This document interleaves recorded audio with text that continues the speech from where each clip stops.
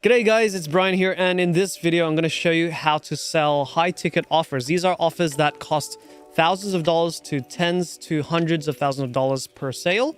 And obviously this is going to be really good for you if you want to look at increasing the profit per customer or profit per sale in your business or in your sales activities, or if you're experiencing lots of rejections. If you're a person that knocks on 100 doors and gets rejected 99 times for that one person to say yes, then this video will probably help you save a lot more time and earn you more money in the long run. So why are we making this video in the first place? Well, first of all, it's a topic that is super requested a lot by a lot of our members. And, you know, we answer that in our group calls and stuff. The other reason is I've been in that situation myself. I started in sales when I was 15, 16 years old. And I was that kid that knocked on 100 doors, you know, distributed 1,000 pamphlets back in the day and got rejected 99 times out of 100, right? And so I wish I knew what I know now, to be able to talk to, instead of talking to 100 to get one, talking to 10, getting 6 or 7 of them to say yes, and at the same time for more money as well. Okay, and so, you know, hopefully that helps you guys too. Now, in this specific episode, I'm going to cover one specific part of sales, which is something called the sales cycle. If I had to start from scratch, this would be the most important thing I'd start with. Okay, and what is the sales cycle? It's taking a customer from something that you can repeat over and over again to see the same results, which is more often than not a yes, or yes, I'll buy. Now, it takes the customer from where they are now, which is they don't know you, they don't trust you, they don't know what you've got to offer, and they just want to know what is it that you got on offer and how much is it. If I like it, I'll buy it. If not, I'll think about it, right? Taking them from there to, dude, I wish I met you earlier. I'm so happy I met you. Let's do this. When can we start? Okay? How does it work? Let's go through it. Stage number 1 is something called the connection phase. What is the connection phase? It's where you build a relationship with the customer. You build trust, you build common ground, and at the same time, you're also qualifying the customer. Okay, so what do I mean by this? Let's talk about it. Well, when you meet somebody new, or this customer comes to you, right, and sees your ad and wants to contact you, like, they don't know if you know what their problem is. They don't know if you're capable of solving their problem. Okay, and they don't know if they like you at a personal level either, okay, which is a smaller point. So that's them, the customer. From your side, you, the salesperson, you also don't know if the customer is the decision maker or just the secretary of the guy that makes the decision, or if the person has the money to buy your offer, or if the person has the right problems that suit what your product solves. So it's a two-way thing. In one sense, you're establishing rapport. You're going, hey, how's your day? What can I do for you, sir? Okay, and sorry, where are you calling from, by the way? Oh, from Perth. Oh, well, that's good to know. I'm from Perth too. Which part? Blah, blah, blah, blah, blah, blah, blah, right? So that's the rapport side. But then it goes deeper. You want to qualify the customer early on for 3 things. Some people call this prospecting, by the way. Okay, but what do I qualify for? The first is, do they have the budget for the offer that you're about to, you know, that you have in your toolkit, like the range of products you have, right? So it's not going, okay, so what's in your bank account? How much do you earn? That's kind of, you know, rough, but, you know, it's kind of having an idea of, okay, so tell me about your business right now. How's it doing? What's the turnover at the moment? And how long has it been growing? Do you feel the growth has been stagnant? What's the issue here, right? These are broad general questions that you can ask clients and they'll happily answer. And you can get an idea of, okay, so if they're a company with 20 employees, then you have an idea of what their cash flow is compared to a company that's a solo operator, for example. Okay. The second thing we qualify for is this person the decision maker? So we go, so by the way, is this your business? Yes. Do you run it with partners? Like, what's the issue there? Like, so getting an idea there. Or if they're not, they're the employee. Okay, so what's your position in that company? Oh, cool. Are you enjoying the job? Yeah, cool. That's really excellent. Blah, blah, blah. Right. So these sorts of questions to gauge what's their position in the company, the hierarchy in their company. And if you feel that they need somebody else to join in to have that yes, that decision to say yes, then either reschedule a time with that person where the other person is there, or have steps in place to make sure that, you know, you're not presenting your offer and they can sort of think about it with their superiors. Okay. The third thing we want to qualify for is, again, their needs. And it's just a case of, okay, so tell me a bit about what do you need here? What's your problems? Blah, blah, blah. Okay. Once you've done that connection phase enough, The next stage you want to transition to is something called the discovery phase. This is where you look for their problem. And when I say problem, I don't just mean, what are you looking for, sir? I'm looking for a phone. Okay, that's their problem at a very base layer, at a very surface layer. You want to go deeper than that. Okay, well, what are you looking for a phone? Like, how long have you been looking for a phone for? What's wrong with your current phone, sir? Like, is it broken? Like, what's the issue? Do you need this urgently? Blah, blah, blah, right? Having an idea of deeper level problems. Okay, not just what are they looking for, but like, give me a bit of context here. What's this problem's causing to your business? What's it costing your business? Is it making you lose some sleep?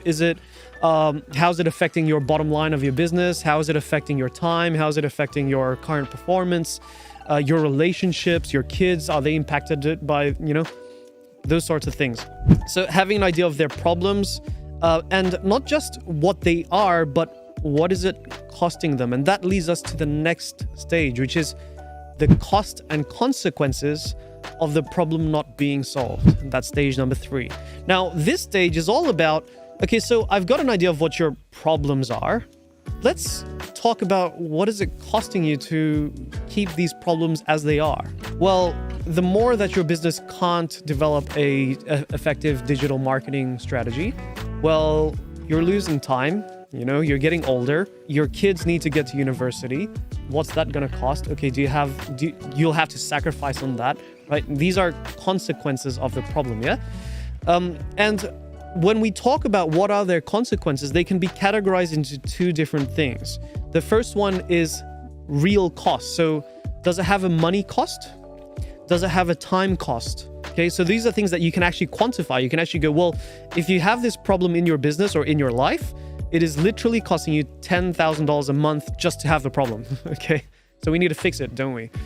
If you have this problem, it's going to cost you 10 hours of extra work that could be done in just 1 hour if you had the right software in place. So these are quantifiable costs. The other set of costs are costs that are more qualitative. These are things like emotional costs. Is it making you lose sleep? Is it affecting your relationship with your wife or your husband? Is it affecting your relationship with your kids? How's it impacting you at an emotional level? Okay, so these are the types of costs that we want the customer to tell us about it, not us telling the customer about it. So we ask the right questions. This is a topic for another video, asking questions, yeah? But it's questions like, so tell me, how long have you been feeling? Like, I'll give you an analogy, a better analogy. If you went to a doctor, the doctor doesn't just throw antibiotics at your face and go, here's some pills, take them, you'll get fixed, right? He has to sit you down and go, well, what's the issue? What are you feeling? Okay, so how long have you been feeling that for?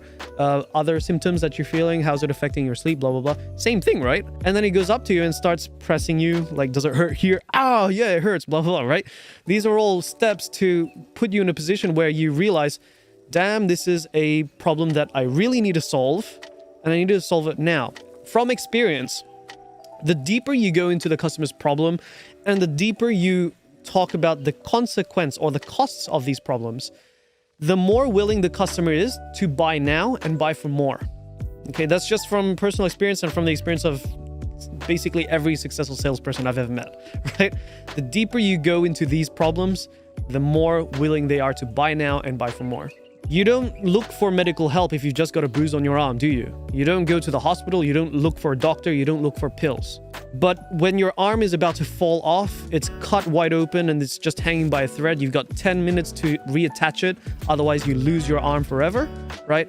Then you are getting your ass off, you are rushing to the hospital, and money is no longer a concern. Just do it. So that gives you an idea of what I mean by problem and cost of the problem are 2 very important steps for later on when we build value to our solution. Now, this leads us to the next stage of the sales cycle, which is there's a very important and very short step in the middle that you must do before you start presenting your product. And that is the transition phase of the cycle, okay? The transition just takes a quick moment to recap what we've talked about, the problems we discovered, the costs, and go, if we find a solution for these problems, are we in a position where we're ready to do something about it? Or is there something that needs to be discussed first? Or are there other things that we need to talk about, right? Doing that little check that transitional check is so important so that your customer doesn't go, okay, let me think about it later. Or, you know, gets cold feet and decides to discuss with their husband or wife, that sort of thing. Okay, so it can be as simple as going, sir, based on what we've talked about, I've got here my notes. So the real problem is actually A, B, C, D, E, right? And from what I can gather, it's costing your business currently this much, okay? And you quantify it. If we solve these problems today, are we in a position where we're ready to do something about it? Or is there other things we need to talk about? It could be as simple as asking questions like that. Other times, you know, depending on your skill level in sales and your nuance level, it might be a body language cue as well. Again, we'll talk about body language in another video, okay? Where you look at bodily shifts in their posture or their gaze to judge, is this person ready to get into the offer stage? Okay? Now, once you've done that transition, then you go to the next stage of the cycle, which is presenting your solution. Now, how do we present a solution? Well, you want to make sure that the solution adds value to the customer. That's the key point. How do you do that? Well, how I personally like to do it is I recap their problem and the cost of the problem. So we have, like, in the customer's mind, we've talked about this and we know that the cost to your business is this much. Then I go, now, if you were to try other ways to solve this problem, what are your current solutions? Right? Well, it's trying this program here or trying that product there, right? Okay, and what are your results if you try that? Well, it's most likely going to be better than where you are now, but it's only this much. Or, in fact, these solutions that are available to you don't solve the problem at all, so you're actually worse off, right? So, what's your problem? What does it cost? If you went another way, your results will be this much, or even less than this much, right? And what we got for you is the blah program.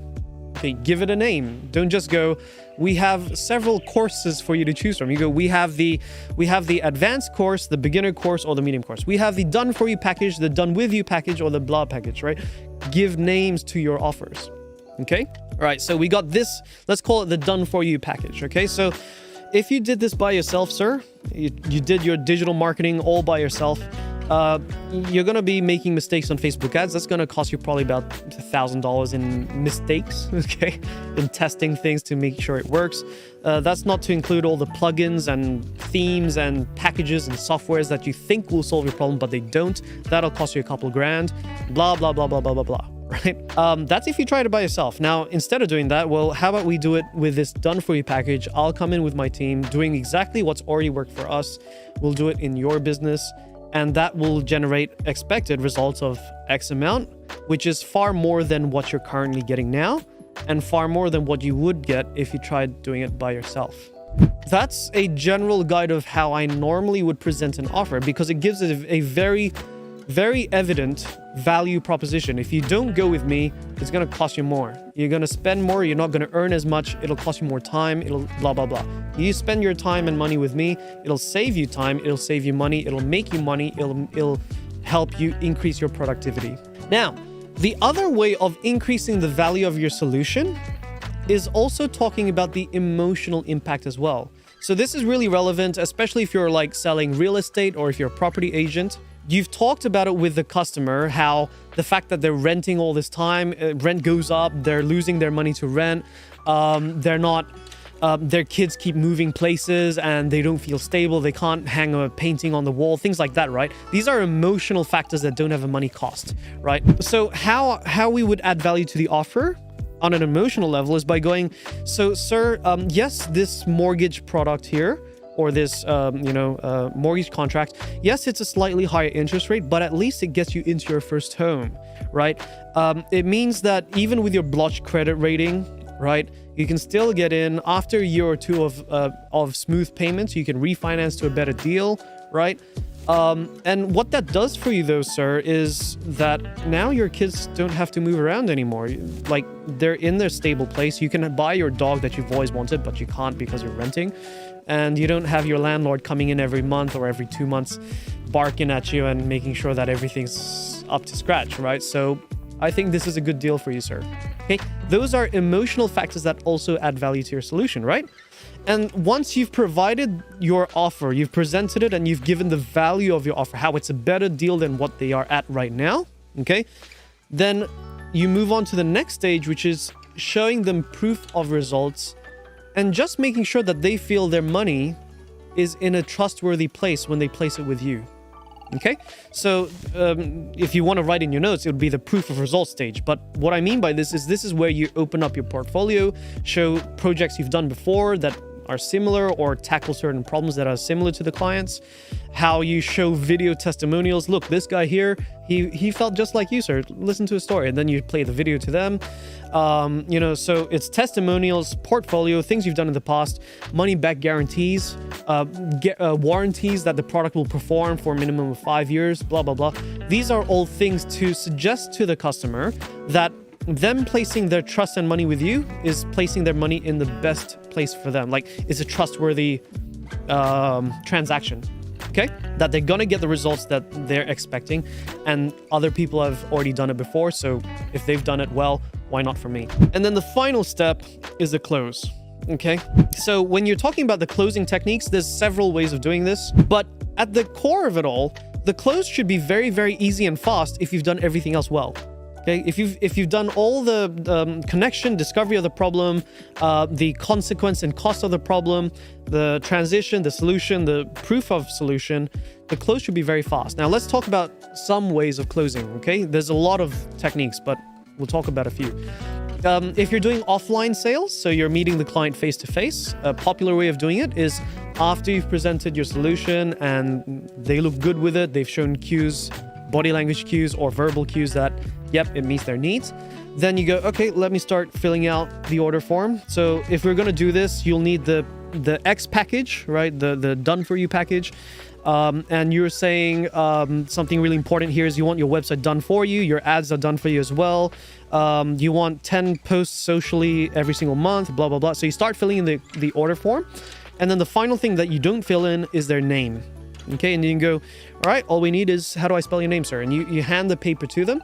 If they reach for it and grab it, then they've done the deal. Okay, they fill in their name and they'll automatically sign it at the bottom as well. Okay, that's one way of doing it. Another way, offline closing technique as well. Let's say you're selling cars and, all right, cool. So we've got you this Toyota blah model for you, okay? Can I get your driver's license or ID so I can start processing things? Now, once they hand it to you, you've got the physical thing in your hand, it's very likely they'll do the deal. So you just take it, start processing their order, okay? Those are offline techniques. If you're online sales, so let's say in a webinar context, or if you're on Zoom and you're closing remotely, things like adding deadlines. Deadlines can be time deadlines and quantity deadlines, right? So this offer, I've got another 3 clients that I'm going to be talking to in the next week. If you are good to go, then I'll start processing you and make sure that your slot of resources from me, my time and my team, that's all booked out for you, so you're good to go, right? So quantity and time. So we got 3 slots. Do you want to take the first one? All right, cool. Time deadline is, look, I'll be doing this project this time. If you say yes now, then I'll make sure that you get slipped in before then. Okay, something like that. Other techniques for closing online is adding bonuses that are claimable if you take action immediately. So you'll get these bonuses if you take the offer now, or things like discount offers. So here's a coupon code. You can use it until tomorrow. That'll give you an extra 5% off on your contract price. Okay, so these are common closing techniques, and again, there's many more, but these should be very easy. All right, once you've done everything else correctly, the close should be the easiest thing in the world, and that is how we get very high conversion rates when we're talking to clients and making sure that we don't talk to 100 people just to get one, but we talk to maybe 2 or 3 and get 1 or 2 to buy. Okay, now hopefully that's been of value to you. If there's other things that you want talked about, make sure to subscribe to this channel and put a comment in this video, okay? Because we do plan to, like, if this gains traction, then we'll talk about other topics, things like, you know, body language and your enthusiasm, how to track sales records and things like that.